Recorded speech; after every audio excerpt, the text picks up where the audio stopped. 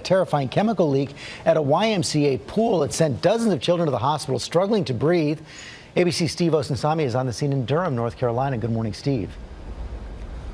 Good morning to you, George. This was a frightening moment for parents who had children here. They were watching on TVs in some cases as their kids were being hauled out onto the sidewalk and into the street being treated for chemical exposure.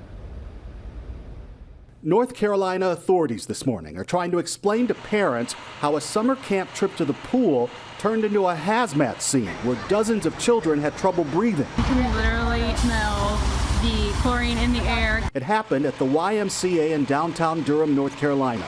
The building had to be evacuated after reports of a chemical leak at its indoor pool. Some children began complaining about nausea and breathing issues.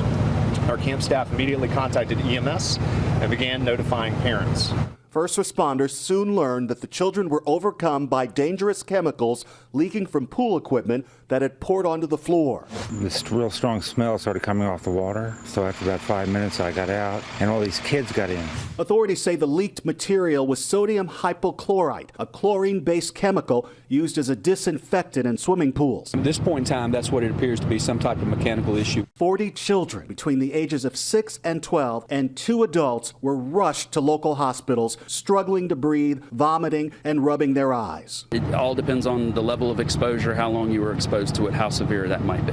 The CDC says that pool chemical injuries send 5,000 Americans to emergency rooms each year, and more than half of those hurt are children. 6 of the children who appeared to be in the most serious condition at the pool were treated at local hospitals and sent home overnight with their families.